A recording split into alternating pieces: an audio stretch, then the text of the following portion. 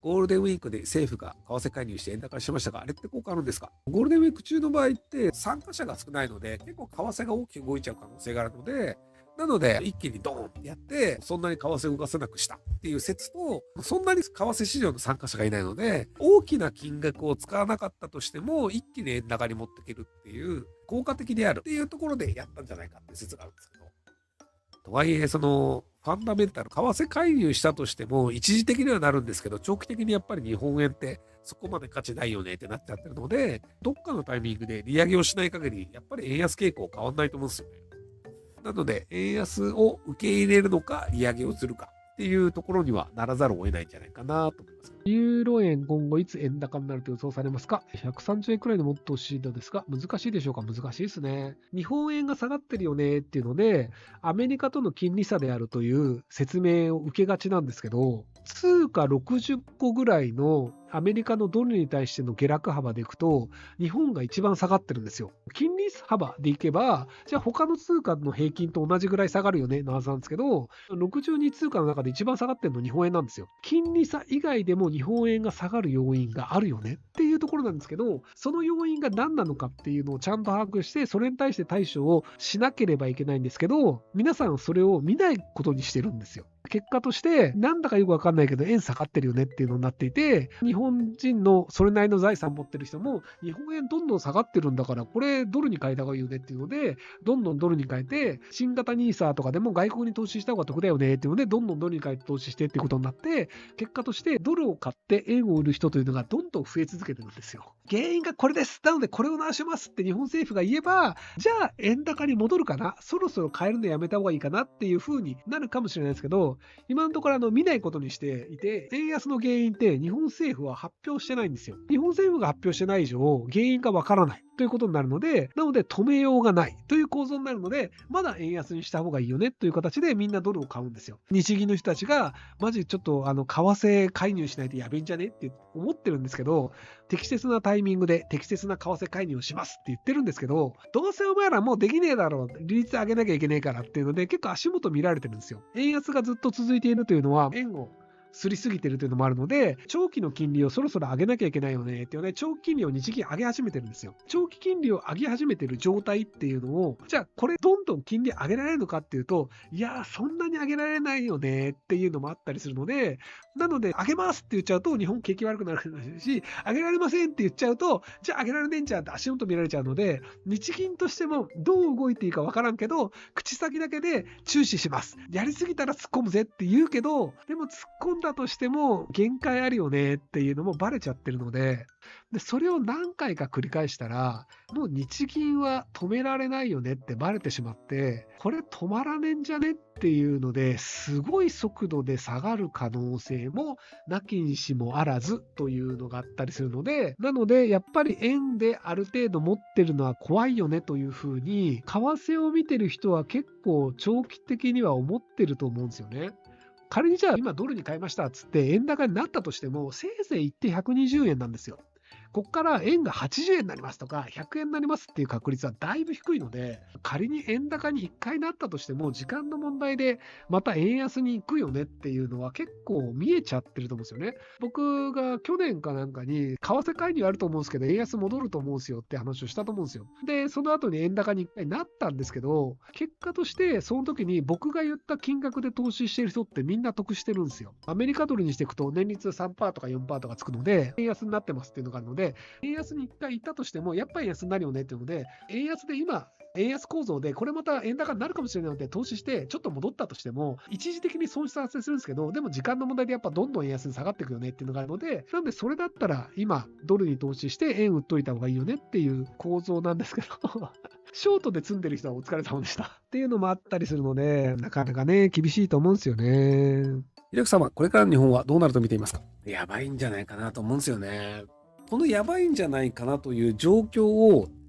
多数派の日本人が理解していないということなんですよ。日銀が政策金利を 0.5 から 0.75 に上げたのですが、円安になりました。これは何でかというと、本来、利子を上げると、その分日本円を持ってた方が利率が上がるから得するよねとなるんですが、市場としては 0.25 ぐらいしか上げられないんだ。じゃあ日本はまだまだ円が下がるよね。円に価値がないよね。もっと利率を上げてくるんだったら、じゃあ日本は割とやる気なのかなってなるんですけど、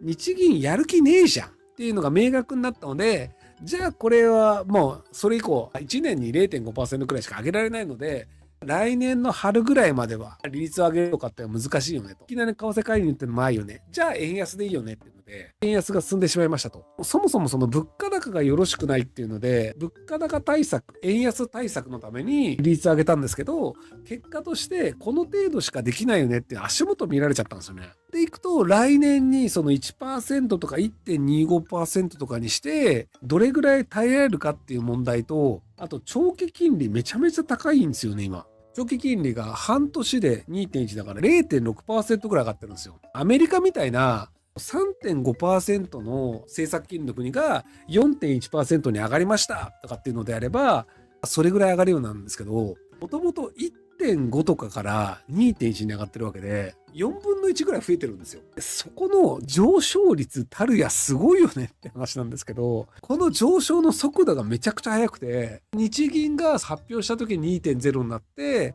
2.1 になってるんですよ。だから1週間でね、0.1% とか動いてるんですよね。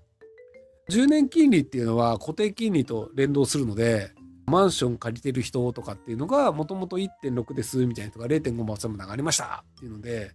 0.5% 長期金利が上がると、国債の金利の負担額がどれぐらいかっていうと、大体年間5兆円ぐらいの国債の金利負担が増えるんですよ。頭のよろしくない人たちって、別に国債の金利なんて日本銀行がひたすら円をすればいいだけなんだから、誰も負担がないじゃないかと考えるんですよ。5兆円分円をするということは、より5兆円分多くの日本円というのが世に出るので、結果として日本円を受け取りたくない人が増えるので、国債でいくと金利は上がるし、円安になるんですよ。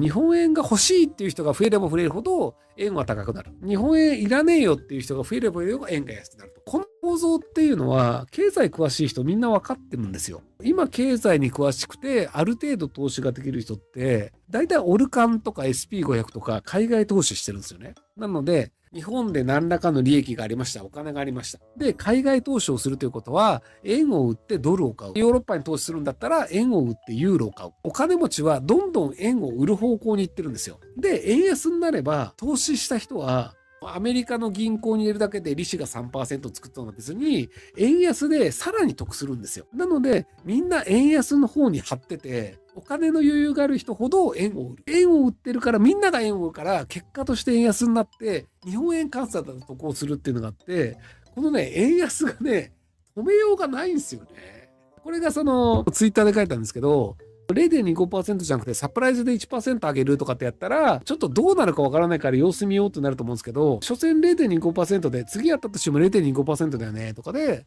為替介入っていうのもそこで何発もできないよねってなっちゃうと、結果としてはなかなか厳しいんじゃないかなっていう。円キャリートレードっていうのもあるんですけど、日本がこの先伸びないよね。アメリカに投資した方が儲かるよね。さらにみんながそう思ってるから、円安になるよねというところで動くお金が大部分であるという話なんですよね。日本の人口が増えてるんだったらいいんですけど、日本の人口って毎年90万人ぐらい減ってるんですよ。80万人か。これね、80万人っていう風に言われるんですけど、実際に行くと外国人の割合もちょっと増えてたりするので、帰化してる人とかも日本人にカウントされるので、なので、純粋な日本人、これややこしいんだ、講義の日本人と競技の日本人があって、インドネシア人の夫婦というので日本国籍を持ってる人っていうのを、日本人って呼ばないじゃないですか。これ他の国だと日本人って呼ぶんですけど、帰化した人たちと帰化した家族というのを日本人カウントしないのであれば、純日本人の減少数はもっと高いんですよ。っていうのは置いといて、日本の人口どんどん減ってるので、それは経済力下がるよねと。で、若い人もどんどん少なくて、社会保険負担というのがずっと増えていて、若い人たちが働いてもそこはどんどん高齢者の負担に使われてしまいますよっていうのがあって、地方の公務員のボーナスを下げて、その代わりにその地域の高齢者のバス無料券配るみたいなことを言い出した自治体あるんですよね。っていう感じで、そもそもその日本国内の経済成立してないよねっていうので、でもその積極財政だって言って、今回の補正予算140兆円だっけっていうので、国債を30兆円ぐらいするんですよね。また30兆円っていうのは、どこから借りてくるわけでもなくて、日本国債をすります。それ引き受けを日銀がやりますってなると、やっぱ円の量が増えちゃうんですよ。これをずっと続けるんだろうね、日本はっていうのは、世界中のお金を使ってる人たちっていうのは思ってるので、来年の予算の時も、やっぱり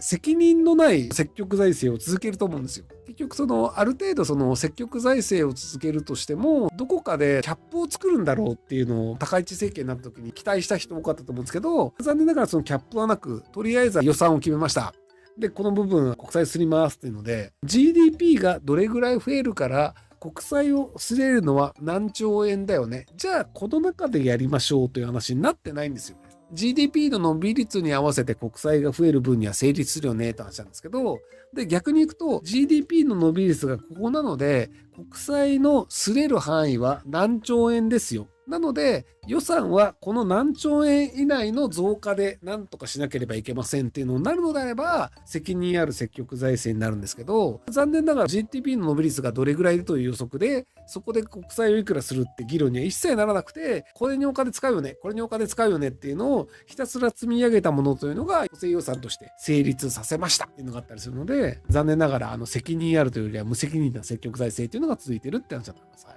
そういう状態なので、それは円安続くでしょうっていうね。なかなか厳しいですよね。はい。ご視聴ありがとうございます。今回の動画はこちらからの切り抜きになります。ひろゆき LINE スタンプ好評発売中です。概要欄に購入リンクがあるので、そちらから購入できます。よろしくお願いします。